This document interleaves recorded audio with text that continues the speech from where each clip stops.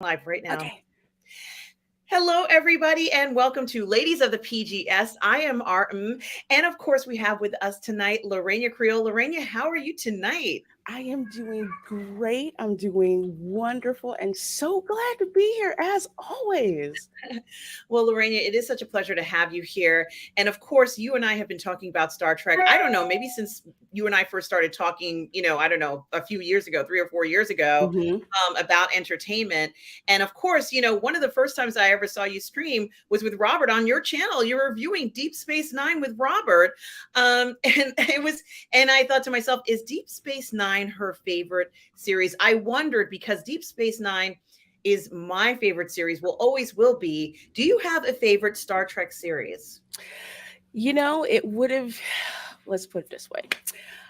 In college, we'll say high school. We'll say high school because it's true.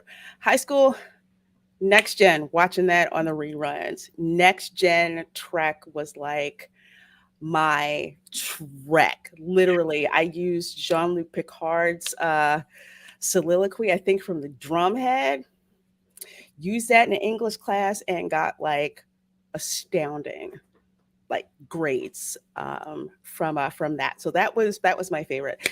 Then by the time I kind of got into college, um, it was a slow burn into DS9 because I'm like, I don't get it. It's on a space station. It's not really freaking getting interesting to me. And then I saw the episode with the Bell riots. So I Yes. saw that one, and that one is like what hooked me into making Deep Space Nine. Let's put it this way: I was such a fan of Deep Space Nine that for a while I was actually running Avery Brooks's fan club. Actually, Yeah. Wow. You yes. never told me this. This is pretty a big deal, Lorena. I didn't know that. And of course, right as you're saying this, I was supposed to have my Avery Brooks Benjamin Sisko figure from Exo 6 as you say that, but I can't find it. It's here in the house. You'll find it when the show is over. I will Probably is find how it when the it's show is work. over. But Lorena, I've got to say that it's very interesting how Star Trek has pretty much affected our lives so much that when I saw this figure, I had to pick it up. And I knew right away that when they said they were going to make the Benjamin Sisko figure, it would be mine. So, I was away when it arrived at home, and I had to wait till I got home.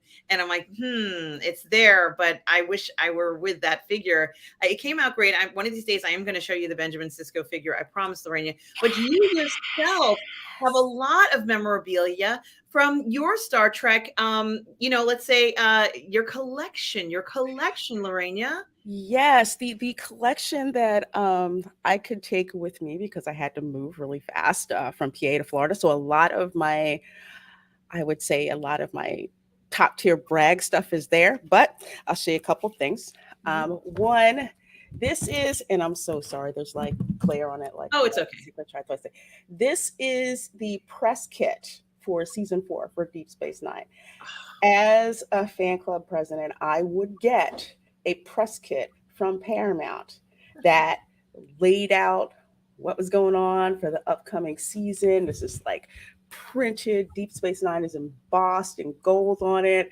Of course, I've got it, protected here in the cover, and it tells you which week all the episodes are going to air, the episode number, and the episode title. So it's just kind of get people hyped down there. That little Absolutely. Paramount thing that was back in the day when I had drive on privileges onto the Paramount lot when I was living in LA. It's one of the coolest freaking times of my life.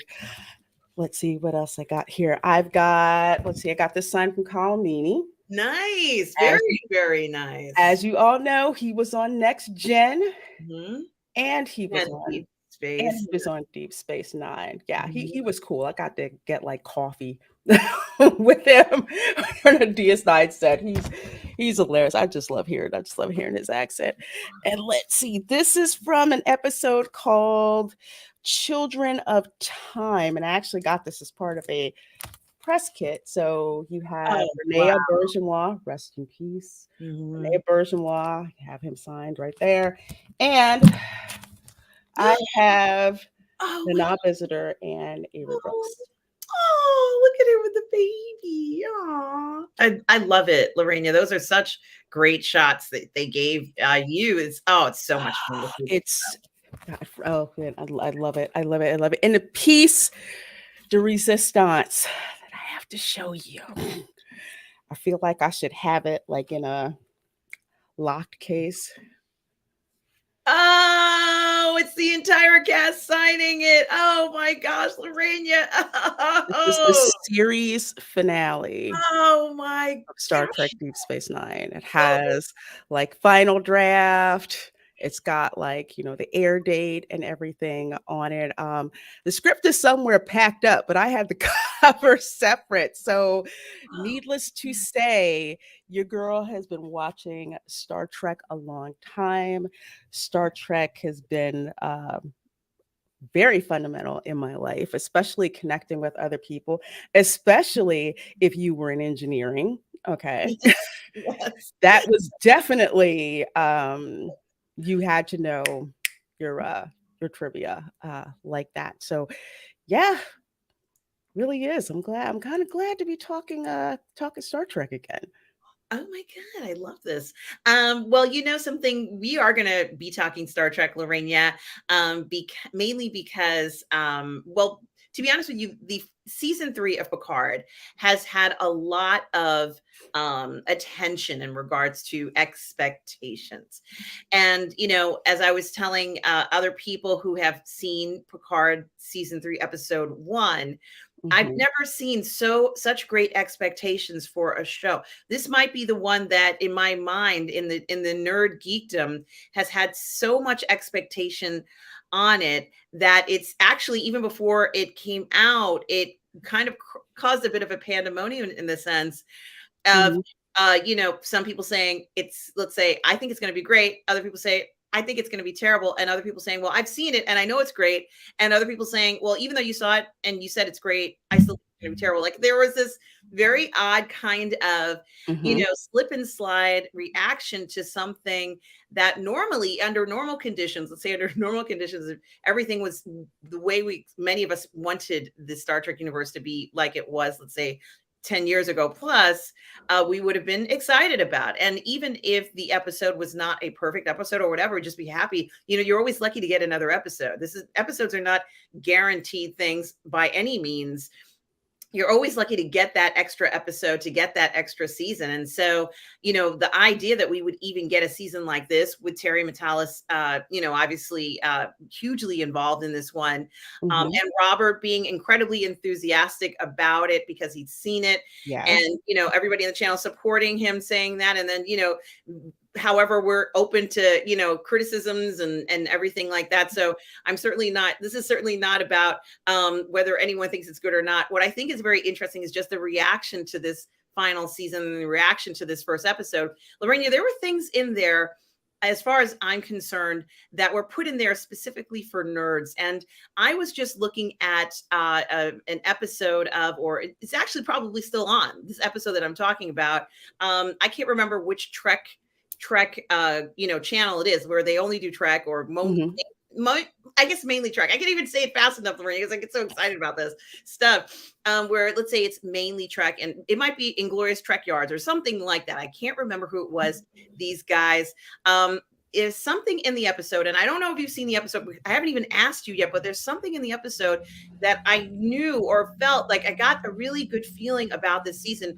And what it was had to do with the screenshots that they purposely placed in the episode at the end, Lorena. And they were very specific screenshots that showed very specific things. So what am I talking about? I'm talking about the episode is over, Mhm. and End credits. yeah, after the I guess, yeah, right after. During the credits roll, like the end of the episode and towards the end credits, because I think I know exactly what you're talking about. Exactly. And, I was not expecting, I didn't know what to expect because, they could do anything they want to do at the end. they don't have to go ahead and give us more, there. But what I Mm-hmm. was so surprised is that they chose to give us these screens, essentially, as I guess they were the credits were showing, or the end of the credits, or Mm-hmm. right Yeah. at that point. I didn't know what was going to be on there. So when I saw those images in the credits, I just realized that there's a little bit more to what we're seeing this season, because they wanted us to see that. And, of course, I'm trying to pull it up and I can't seem to even get one of what I'm talking about. But I took some shots myself because I was so excited when I Mm-hmm. saw it. And I said, I'm like, what is this, Lorena? They decided to, when I say they, I guess it's Terry, I guess it's whoever made the Mm-hmm. decision to show us very specific screens that demonstrate very specific concepts. For example, and I still don't even know what this one is, but I'm sure there's somebody out there, someone who knows. God bless you if you know this. What this is supposed to represent. Predicted function. Mhm. Something tells me that that is from a track that I did not religiously watch, because there were other shots that you could tell were like from engineering, other Trek series screens that we have seen. Yeah, like that. They purposely went and intercut a lot of that, the screens that we're used to seeing, in Star Trek, scenes with like from like the con, um, things like that. So you're saying like some of them are like Easter eggs, because I didn't get to look deeper into it. Mhm. But when you saw the crawl at the end, especially with the Jerry Goldsmith score, that was the difference. Now, granted, I am the one where I did not watch Star Trek Discovery. I said, hell no, I'm not into that.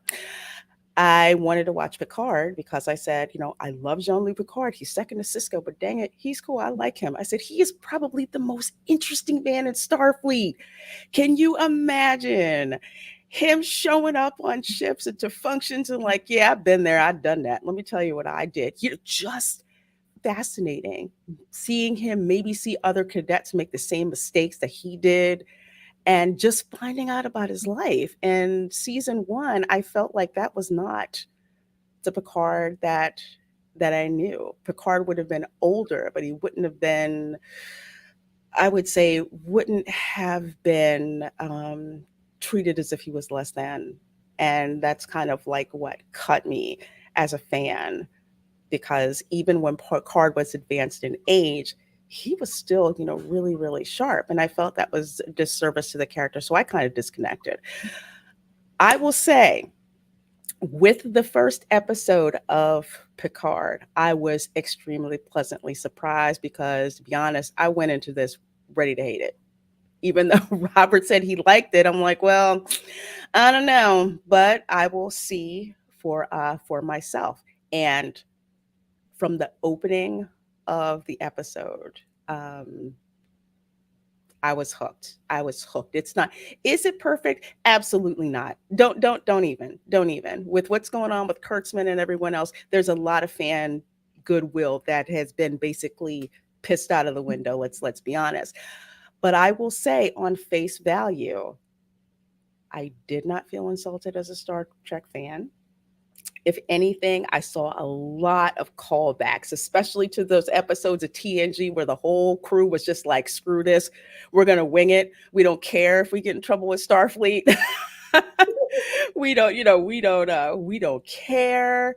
Seeing 7 of 9 as 7 of 9, even though try to call her Annika, that kind of pissed me off. And rightfully so. In the writing, it should have, because Picard just saw her as 7. That was it.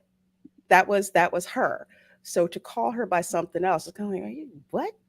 What? That's not what she's noticed. Seeing her, um, and also what they did with Rafi, because I was not happy that when it came to Rafi, it's just like, okay, so you basically have a black woman, you're going to give her a drug problem. Seriously, that's what you're going to go with? So I didn't particularly like that. And I thought that that was exactly where they were going with this again, until you find out I'm holding because I'm like, should I do spoiler? Um, I don't want to do a spoiler. Let's put it this way. don't say it yet. Let's put it this way. It turned out not what I expected, and I was very grateful that they did that. Because Rafi, I did not like in season one, did not like her in season two, because I did not like what they did with her character. And I'm just like, this is ridiculous. Do you not see some of the stereotypes that are being perpetuated? But let's just say they fixed it. They fixed it, and I'm glad that they fixed it. Not only did they fixed it, but they fixed it in a very, very, very smart, extremely smart way. I'll say that because I'm not trying to spoil it for you at you know at all. But yeah, overall, um, have I forgiven Kurtzman track? No, but it's a very good start. So let's see what happens. And like I said, they were playing that Jerry Goldsmith score at the end. That was on purpose because all the old TNG heads are going to be like, yeah, I know that music. Yeah, Lorena, I have to agree with so much of what you said in regards to this because it is so hard to figure out what we were going to see, especially since so much has happened between, let's say 10 years ago and now. It's a completely different situation in a lot of this. Those first two seasons of Picard were, it wasn't quite, an exciting show like it should have been, or at least what we were hoping for. And I'm trying to pull up this. Yeah, I was just like, Q, aren't we done with this by now? Are we done? Yeah, and I do just want to show you what I'm talking about, and of course you've seen this already, Lorena. Many of you who have watched the episode already have seen and I agree with you. I think it's interesting that when we're talking about the idea of having these expectations, and they're not, it's okay to have expectations like this. We're not out of our realm, or there's anything wrong with that. We have these expectations because we literally grew up watching Star Trek. So there is that. It's the notion of feeling as if these stories, feel like they belong together. It's a continuous universe and things like that. So for me, I think that we didn't get enough to kind of make that assumption from just one episode. But what I can say is that we got things that we were expecting. We were expecting to see, Jean-Luc and Riker together in a certain way. Yeah. We were expecting certain types of protocol to happen. And, I kind of showed you that screen, which I think was very interesting. I think that, people were even speculating as to whether or not we're going to see more screens. Are they going to change the screens every time we see the show? This one says Captain Liam Shaw. So if you've watched the show, you know who that is. And after you watch it and you see an end screen that has something like that, it's pretty remarkable because they put it there for us. They didn't put that there for the casual viewer. And I do want to thank, they don't know, I'm not showing the video. I'm just showing some of the stills. These are the guys from Trek Yards. God bless them. I sent them a super chat earlier and told them, are these end screens fantastic? Kind of response. But here's an example of one, and they're kind of looking at the video. Thank you guys from Trek Yards. You guys are the best. It's, my face is covering it up. But they have these end screens. I'm just going to click on a few of them here. Here's one. And you can see like these things that look like parts. Isn't that isn't that Romulan? Yes, there's Lorena. There are so many details in these end screens that they did. I'm just flipping through because they happen to have it there. You can see the guys from Trek Yards here. I also want to show you this one here. DNA Helix. Look at this. This is all. Yeah. The Enterprise D. And I'm sorry, there's more information in it. There's kind of like genome. And this was that one, remember I was telling you about the predicted function. Yeah. I'm so excited. This is the type of stuff that makes it fun to watch these episodes. I used to watch. Absolutely. I still watch murder mysteries, and I look for, in particular, if it's a particular kind, they have letters in red and it's a clue, and you put it together. this is specifically for the fandom. This was done for us. Yes. They didn't have to do this, Lorena. They didn't have to take the time. Somebody took the time. Oh, God bless you, whoever you are. And I'm going to tell her, I was like, tell him, God bless you, whoever you are. Took the time, Lorena, to put these details in for us. You and I and everybody who's probably watching this right now who want to see stuff like this, they knew we would notice it. I noticed. I went, I literally like, oh my God, did you see that? Oh my God, did you? I didn't even leave my seat. I would usually like credits. I'm not paying attention to credits. As soon as the credits started rolling and they started showing screens, I'm like, that, and that, and that. Oh my God, and that. I know what that is. I know what that's from. I mean, it is. You're right. They put that in there for us.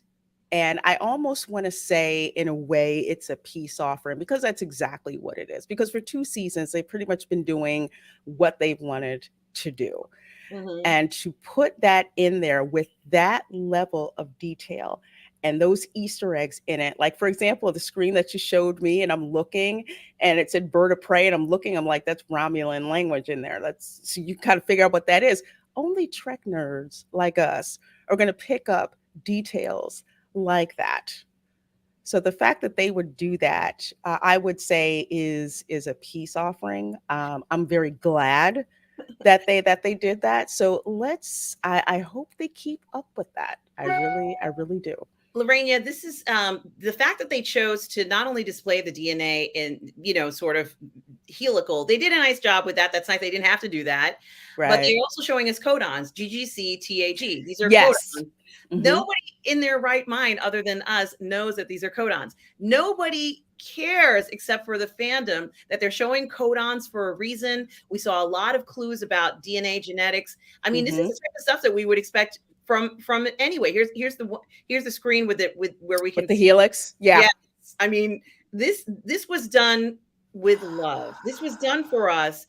Initiating hold sequence, forward bar process. This is the holodeck screen. There was a screen that had holodeck, Lorena. I swear to God, I almost jumped out of my process. But the safety protocols are off. You know that's a problem. You notice. It's these things that they did for us. They did this for us. This is like when your parent gives you a present, writes a note, and then they send you a little special gift. They give you something handmade. This is it. This is like their version of all those goodies. This is like your Christmas stocking with everything you wanted in it that you didn't get for all the other gifts. This is, I swear, Lorena, this is the type of stuff. Even the music, I bet you this is the theme. I don't know, but it's there for a reason. Very specific reason. There was nothing that was put in here that was wasteful or time, adding on time. Everything has a meaning and a place. Even in the end credits, Lorena, even in the end credits, they took the time. This is like some kind of brain scan in it. I don't know all the details. There's somebody in the chat I know who knows every single detail about all this stuff. This is a space station. I don't know if they kind of zoom in on a little bit. These guys, they showed a lot. So guys, if you want to watch their thing, go to Trek. You probably already saw it. Constellation class. Lorena, I can't even. I mean, I was talking to Julian about it, and I said, I'm sure someone's going to make a video about these end screens, and and of course, everybody's talking about this. Is it not the most incredible thing to get something like this specifically for the fans who they know we're going to be watching this stuff? We're going to be absorbing this stuff. And it's so exciting. I had to be excited about this after not just this part, even seeing the part, the episode prior. I got more excited when I saw this. I started to realize this is going to be an incredible season. I think this is going to be one of the most incredible seasons we've seen in a long time. That's how I feel about it. That's how I feel about it. I get you. I get you. Me, I am cautiously optimistic. Yes. They're going the right way. I certainly hope that they keep it up. I am eagerly awaiting the next episode. So I'm anxious to see what they do. They've started off great, the way that a season premiere should start. And it had that, why should you watch um, atmosphere going on. And at the and at even with what happened at the end, and that there's a certain statue, and I don't know why it's driving me nuts that Mm-hmm. I should know who that is, but I know it was there on purpose. Yeah, you do know who it is. I do know who it is. Mm-hmm. You know who it is. You know who I that know woman who it is. is. I'm not I going to say am who it is, but you just. know who it is because if you watch The Next Generation, you know what happened. Oh my gosh. Mm-hmm. Mm-hmm. Yep. That's who it. You know what? Here. Oh my God. Here was the thing, because I'm watching that, and I'm looking at the statue, and I'm hearing the name, and it's like the data bank in my brain is going crazy. We're just like, we know who this is. We know who this is. We know who this is. We know who this is. And it's somebody important that we know who this is.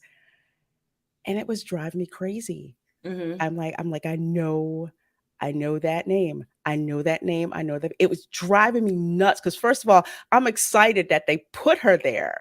They had that statue of her there Yeah. in the first place. And Yes. then the connection that they were making with it. And I'm just like, oh, that says a ton. So I would say it this way, if you were not a Star Trek fan, you still had that mystery of, oh my God, what just happened? I have to find out. And if you are a Star Trek fan and you heard that name, you immediately knew Mm-hmm. what was going on. So I Well, have to give them kudos to that. for the sake of, people who may be watching this haven't seen the show yet, Yeah, or, that's why I'm purposely being vague. yeah, this is not a spoiler show. This is not a spoiler show. Lorena and I do spoiler shows. This is not a spoiler show. But we just wanted to talk about the level of excitement and the reception that we personally had towards the show. Some of our expectations in the past, different things that we had. Lorena was showing you. Oops. Oh, that's Oh, okay. I got to take that. Just 1 second, Lorena. I got to, you know why. Um, so I'll be right back. Lorena, please continue to tell us about what you think this picture is. Oh my gosh. If I'm looking at this tells me that it looks like a chain reaction. I am just guessing, but anytime you're thinking about quote unquote predicted function, I'm looking, if you see like the beginning and you see like the end, there's probably of a some kind of power they can't control, or something that they're trying to control and probably predicting what to do. And it does look like an incendiary device. It goes from chaos to something that is more powerful and contained when I look at it. So that's what I'm thinking. I just love that all of these screens were there. It drives Trek nerd in me nuts because I love all this stuff. I see some of you guys guessing in the chat. I will neither confirm nor deny uh what that was about. But man, I tell you, I love these screens. I love all of this. I mean, you look at it, and someone, Lord Thaw, says that is a Doomsday Device. It kind of looks like it's something. It's something that if I look at it, I'd say, yeah, that's going to cause a problem, because if you've ever done any forecasting with models, and I have because it was part of my Mm-hmm. job, you're doing it to predict what is possibly going to happen. And it looks like this is a prediction of how they can do a very controlled and very powerful detonation, at least when I look at it, because you get one shot with stuff like this. So It's definitely a model, right? And of course, I immediately thought of engineering or some kind of space anomaly. These are the two things that I immediately thought. It might be a weapon. I don't know. It could be so many things. But gee, this is huge for them to give us this picture. They don't have to do this, as I said. I had to take that call, Lorena. You know why? Mhm. But what I was going to say is, I'm so impressed. that we are seeing stuff like this again. And I have a feeling we'll be seeing more stuff like this again. And it felt like you were part of the crew because you get to see this stuff. They're doing the investigation, they're looking at the files. We get to look at the files now. Yeah. We see that now. And I really like that. I like that we get to see those things. It's really cool. The part where they talked about the captain, and these guys showed a lot of they spent 2 hours going over the end screen. So guys, if you want to see an end screen video, go to Trek Yards guys, and they will just absolutely go over every detail. We don't have enough time to go through the whole thing here, but I did just want to bring it to people's attention, Lorena, because I just enjoyed it so much. It was so enjoyable to see this. There's like a report where Shaw has to comment on another officer. And I'm like, yeah, I'm sure that report could either be good or bad. We don't know what the report is going to say. There's a screen that has redacted information, which is the one. Yes, I did see that. I did see that. Yes. It's like I get excited about seeing stuff like this. So I am going to ask, no, I'm not going to ask. I purposely did not ask a person I know who's seen the whole thing details. I said, don't tell me any details. I don't want to know. So if I had been told these details, I wouldn't have been surprised by this. So I'm kind of glad that I went in, and this is all I'm going to say about Star Trek. All I'm saying, Lorena, is I was surprised by this episode. Let's see how it goes. There's many more episodes this season. And yeah, I just, oh my goodness. Okay. So guys, and Lorena, thank you for bearing with me because I could just go on and on about this. No worries. We geek out about this stuff, and not often do you get to see geek girls geek out about this type of thing. Oh my gosh, it's just such a gift to see that someone took the time. Like in other words, some person on the group, the showrunner says, yeah, I will make sure this is in there. Someone took the time to place those very specifically so we can see it. Think about the type of mind and the intention behind that. It was for our pleasure, and it was very pleasurable looking at that. I didn't know I was going to see something so cool like that. This is okay. All right. I'm done. I am done. So guys, do check out Trek Yards, their videos for that one if you want to watch it. And I see you all are making comments about different things, and this is it's great to see people even making comments about stuff that they're interested in this time, rather than how disappointed they are. Nothing is perfect, but this is a start. Now, yeah, let's talk about the next topic, Lorena. Quantumania, which honestly, we saw a trailer for it. It's been advertised a lot. There's been a lot of talk about it. And you and I have both had the pleasure of seeing this film. And I saw it, I think it was last week. I know maybe you just saw it a few minutes ago. Yeah, I did. Fresh out of Quantumania. Okay. So, I think it's interesting talking about it because, they give us these trailers, they give us, information about what's coming up. And I wasn't quite sure whether I had read this trailer correctly, because to me, when I saw the trailer, it looked cool. Like, it looks cool. But I wondered whether or not this was kind of like what audience they thought this was for, because, I think it's a nice looking trailer. After I saw the film, for me, I came to the conclusion that this is a fun family film. Like, it's a family film. And clearly we saw a lot, everybody already knows that this family is incredibly talented. They have these gifts, they have these ability to do things that the rest of us cannot do. They're going into different realms. There's all sorts of cool stuff they're doing. But this is very specifically, for me, this was very specifically a film that's meant for families and family enjoyment. I don't know whether or not it's in the line of what we were getting, let's say, because why can't they have films like this? Like, there's absolutely nothing wrong with that. I'm wondering. So for me, the trailer matches what they gave us for me. How did you, so my overall rating for this, I probably give it about a 6 out of 10. I did not dislike this film whatsoever. it felt like a cute film to me. It was just a cute film, kind of introductory kind of thing. Um, what did you think of Quantumania, Lorena? Fresh out of the theater, was it what you were expecting in regards to the trailer? And what did you think of the overall production? Well, I will agree with you and say that this is it is a family film. It really is. About family, the importance of family, family accepting you for who you are, warts and all. Even when you try to go off the reservation, they still love you. So it was good for a family movie.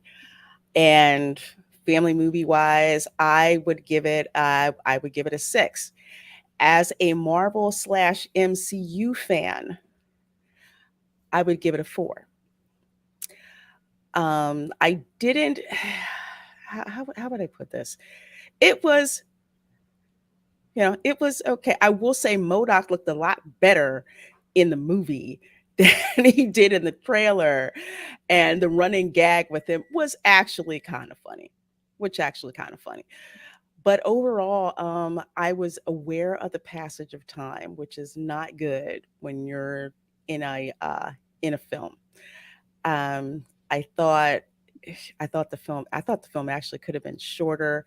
I didn't feel like it was something that was theatrical quality. The visuals were very beautiful. I will say that beautiful to the point of being extremely distracting. Mhm. So it looked like basically whoever shot it, well, the people who shot it, or like the concept for it. It's just like if somebody was doing a combination of mushrooms, really, really good weed, and some prescription pills, because it was just so much of it like assaulted your senses to the point where I was just kind of like, I don't really think I really want to deal with that. Kang, Jonathan Majors, I really do like him. I really think that his performance was, but the material also was.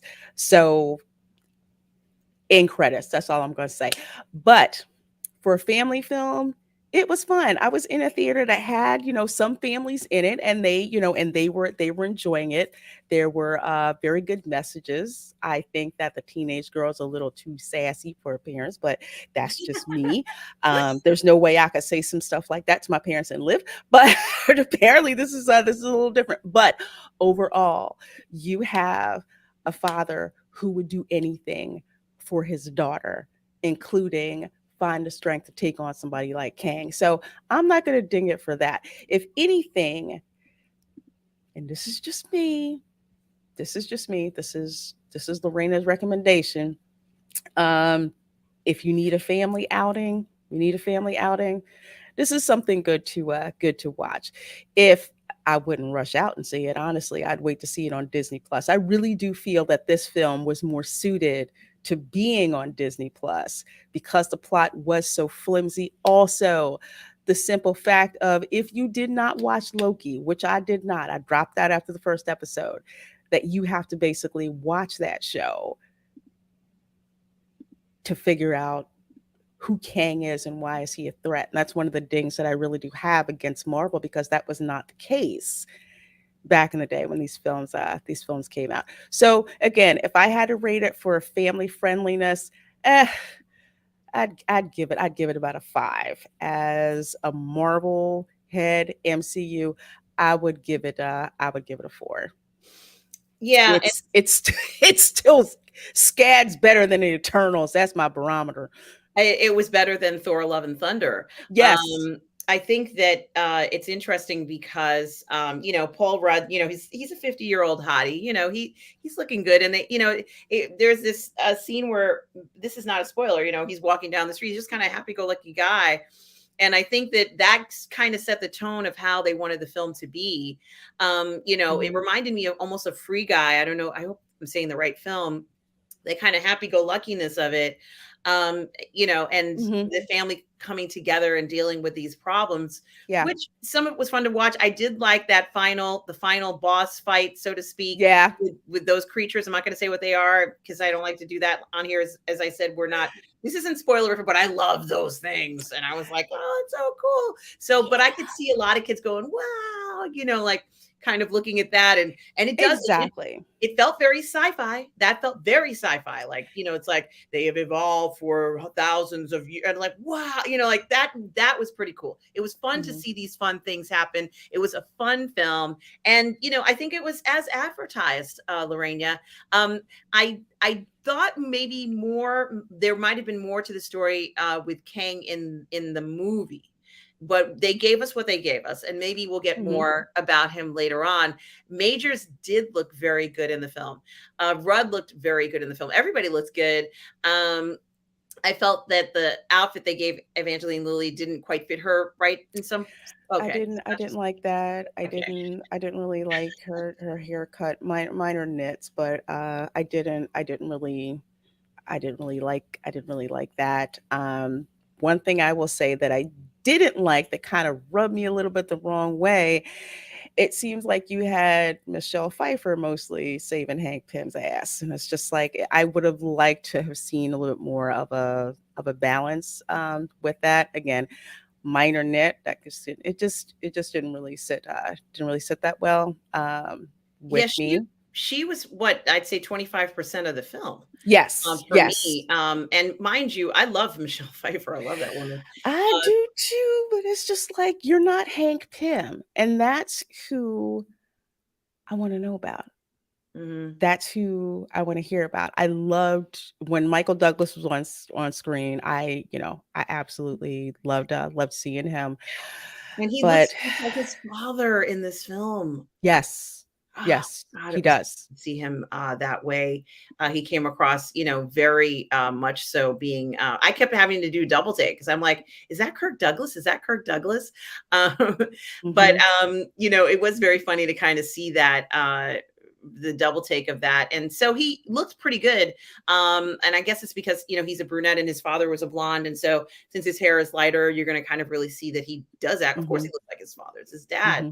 but I really did have to do kind of these double takes of Michael Douglas. And Hmm. you mentioned uh, Jonathan Majors. Well, how could you ignore this man um, in this film? I thought he looked good in the outfit that he was in.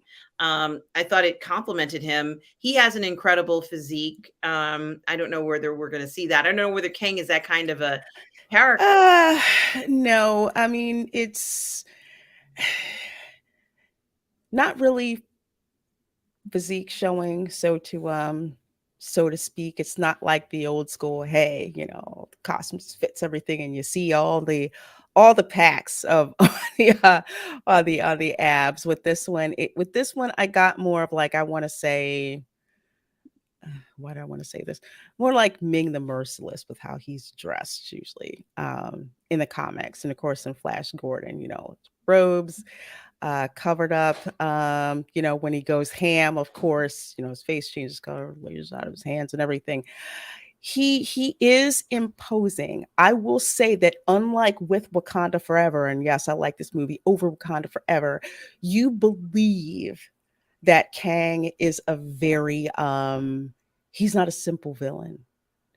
And you can tell No. he's very manipulative. And there were a couple of lines that I predicted that he was going to say just because that's what sinister, villains would say. And he did. And I'm like, wow. So I thought the writing could have been much better than it was. However, we got what we got. Jonathan Majors delivered on it. I actually believed that he was invincible. I did. He Mhm, held the gravitas mhm. of a villain, even from the way that he would walk and even with like the measured way that he would speak. So, unlike, say, Namor, which I didn't believe really he was a villain at all or whatever, he wasn't invincible enough. But with Jonathan Majors' delivery of Kang, I did like that. It was it was enough. I'll actually say this too. Jonathan Majors, his performance is probably what pushed this movie for me personally as a Marvel fan from a 4 to a 5. Yeah, I agree. He certainly did have a lot of presence, and there's a scene that's very revealing about his character, and I think you know what it is, but I'm not saying what it is. Mhm. And I kind of would have liked to have found out a little bit more about what was revealed there. We kind of got a snippet. It was like literally what 3 seconds, 4 seconds of a vision, and I would have liked to have seen a little bit more. I think it would have been interesting had that person gone ahead and kept doing that, but he didn't know about it. And then he was Mhm. very concerned about, that part. And I thought that was like, that's really quick. That's super fast. Why so quickly? Yet it's so important to the film. In other words, Mhm. one of the most important elements of the film, and you spent about 3 seconds on it. Yeah, I mean, I granted this is supposed to launch, or this has launched, phase 5. I've not been impressed with phase 4 at all. To be honest, they are on shaky ground. While it was interesting that they had Kang, he is nowhere near the level of Thanos which with his portrayal. I'll put it like that. There's a big difference for me, say, viewing Infinity War and how that felt and how Thanos was in that as the villain, as opposed to Kang now as the big bad for phase 5.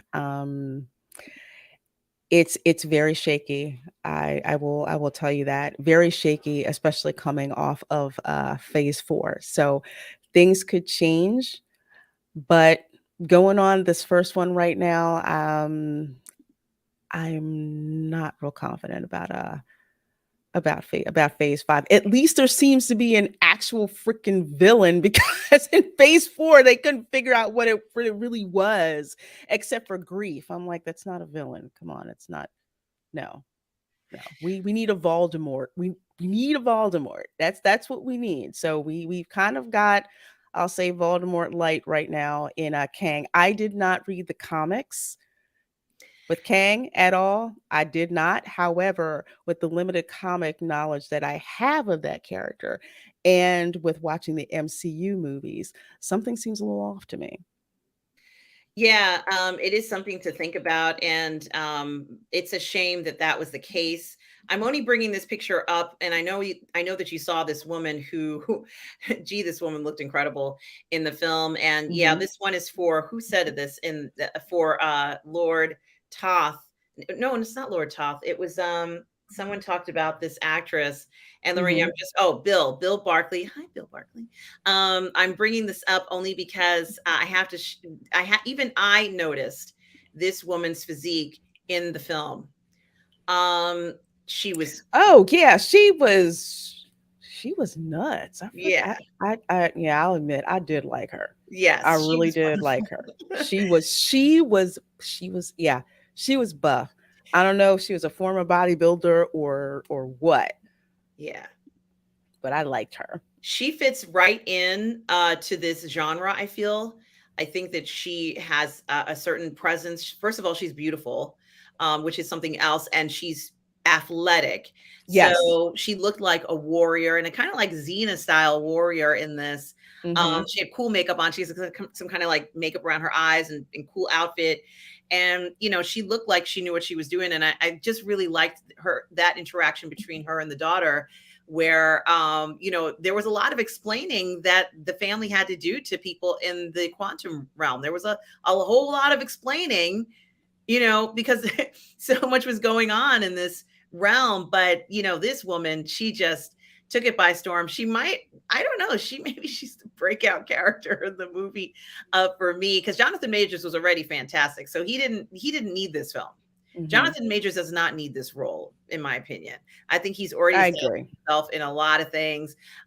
He's had a lot of buzz at Sundance. He's been doing movies like Devotion, where the people who made the film said, "We don't even care if this film makes money. We want the film to be made," and that was the objective. So it's for Mhm. artistic reasons, but it's about as you and I were talking about, the original Top Gun guys from the Korean War, some of the first fighter jet guys Right.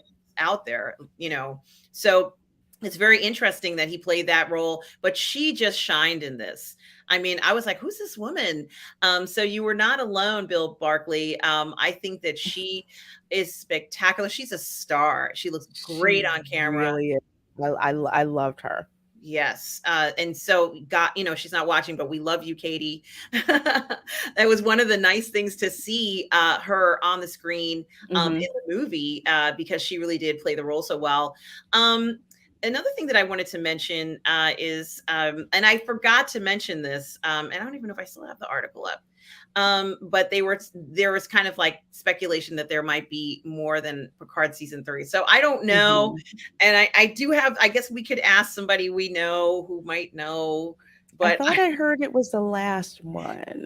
they keep saying that, but people want to. I think Screen Rant was saying this might not be the end. And I'm like, are you saying that because you want more? Is that what you're saying? Like, what is behind this? So it's kind of interesting to kind of, even the Mm. thought of it, Lorena, even the thought of saying that there might be more or some more seasons like this one where we get these cool end screens. I'm for it, but until that time, Lorena, until that time, I'm waiting for this film, which is going to be coming out soon. Oh yeah, you know what? I will admit, I was not particularly eager to watch the new AntMan movie. It was just eh. This movie, Cocaine Bear, I cannot wait to see. And granted, my prediction and $2 can barely get you a cup of coffee at Starbucks. My prediction is this movie is going to make more money, more than Quantumania over a weekend when it comes out. There's just so much hype for this film because it granted, I believe it is rated R. I, Yeah, I think it would have to I be. think yeah, I think it's rated R. And honestly, when I look at the trailer, I'm getting like vibes like the hangover type of vibes going on with the kind of humor because people just want to go see this film about this just crazy outrageous story, and it's just like, what are they going to do with this? And folks are just excited to see it. So I definitely am. We've been talking about it for I don't know how long. I can't wait. Yeah, I'm excited too, and I'm sorry about the JTV advertisements, guys. I assure you, I'm not buying any of this stuff. Um, Cocaine Bear, what to know about the stranger than fiction story behind the movie. So it is actually something true, I guess. 1985, a parachutist fell to his death. He was found wearing the parachute, which failed to deploy, along with several bags, including one stuffed with around 35 kilos, which is a lot, 35 kilograms of cocaine. Um, yeah, he had bailed out of the plane after a drug run to Colombia, and several more containers of cocaine fell from the plane, landed in Georgia, where a black bear came upon them. It inspired the movie Cocaine Bear. So, Mm. and then they talk about the bizarre and true things that inspired it. Who is in the Bear movie? And you and I had talked about this. Actually, stars that we know and recognize, Mhm. who are pretty successful, and even Ray Liotta, I'm assuming, might have been his last. It was his last film. Yes. Yes, it And was here his last film. they are talking about Andrew Thornton, who is the drug smuggler. There's the dude there. And guys, certainly you can read more about it in the news, but I did just want to show it. It is a true story. Mhm. And so that's maybe why it has somewhat more of an appeal or a sense of realism to it, because it actually happened. Poor bear. This poor. Yeah. Yeah, poor bear, but it's just like, what an insane story. If anything, what does a cocaine fueled bear act like?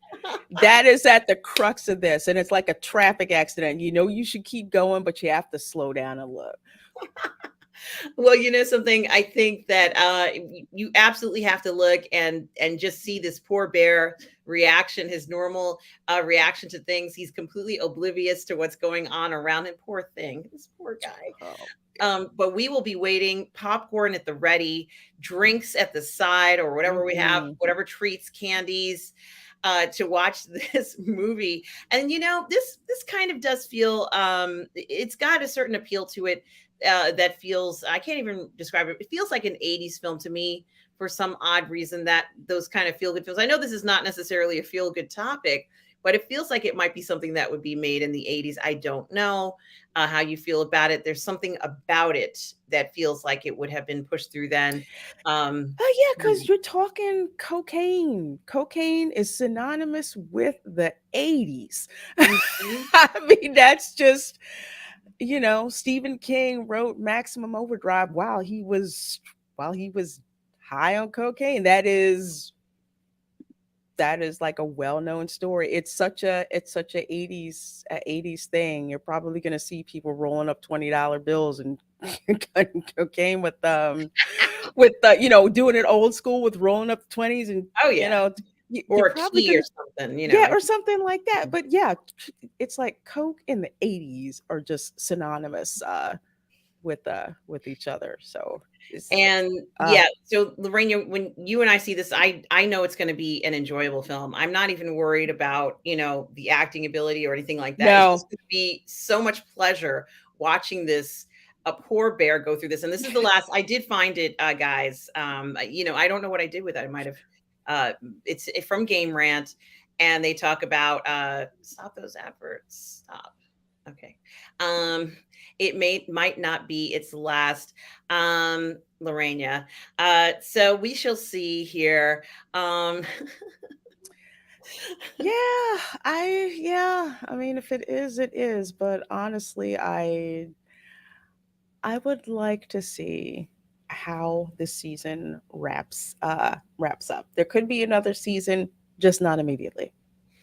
yes, certainly. So I did find it. Thank you, Bill Barkley. I did find the article, and you're right. He did say something about movies and things, and certainly.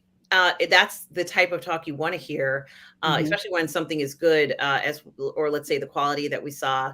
And I do like Tom Jr. Jackson, who says Cocaine Bear is already a cult film, even though it hasn't come out yet. I mean, the just even with social media on Twitter, people were like losing their minds about Cocaine Bear. It's crazy, isn't it? Yeah, and it's directed. I guess I didn't know this. Thank you, Tom. Directed by Elizabeth Banks. Put everything on the line to make the film. And Bill Barkley says, "I hope we see the sequel, Cocaine Raccoon." So there is hope. And Lorena, thank you for joining me tonight. This has been so much fun as usual, You're talking about the different welcome. things that are going on in the fandom. Lorena, where can people find you? Well, folks, you can find me on YouTube, of course, here with various live streams on my channel, also with on my channel, also on her channel. You can find me on Twitter, and of course, you can find me on Instagram as well. Absolutely, Lorena. Guys, you can find me on Lorena's channel for our watch parties. We do our Toxic Male Appreciation Show on Lorena's Twitch channel on on Thursdays at 5 p.m. Eastern Standard Time. So definitely check that out. Of course, you can find us here for Ladies of the PGS on the Burnett Network, soon to be Imagination Connoisseurs. Either, I can't remember if it's limited or unlimited, but that name is going to change on April 1st. No, and it's Ah, not a joke. It's not true. oh, So that's okay. kind of like and of course, you can find me on my channel, Positive Fandom, where I do all the parlay in the fandom for Sunday brunch, for my Hogwarts Legacy streams, as well as my watch parties and different things like that. Lorena, you've been joining me on Sunday nights for my watch parties for The Last of Us, as well as some award ceremonies, which we do. The next award ceremony is going to be coming up on Sunday, Mhm. guys. So certainly do check out the SAG Awards on Positive Fandom. And of course, you can find me here on Midnight Musings on the Burnett Network as well, and on 1/6 Scale Man Network for Uncivilized Scoundrels. You remember what I'm saying here, guys. Certainly do like and subscribe to Lorena's channel. And I am going to be doing a live watch party for Picard season 3, episode 2 at 3 a.m. Woo! I'm going to prepare this time, Lorena. I'm going to prepare. Okay. Take a nap before. I'm going to wake up feeling somewhat more refreshed. So hopefully I'll be able to get through this one. Because we'll see how that will go. Yeah, maybe Robert will change his mind, but we'll see what will happen. You guys are making me laugh. But I did just want to say for everybody out there, thank you. Thank you, Tom. It's Imagination Connoisseurs Unlimited. And Tom Jr. Jackson, we are all good people. My moderator, my collaborator, and friend. Thank you for everything. Tom also has his own channel. So please subscribe to Lorena's channel. Please subscribe to my channel, Positive Fandom, as well as the Burnett Network. Tom's as well. Guys, it's been such a pleasure seeing you all tonight. And remember, no matter where you are in the galaxy, I need kind of like Star Hustler music for this. It's like, and remember, no matter where you are in the galaxy, always remember to please be kind. Good night, everybody. Bye. Night.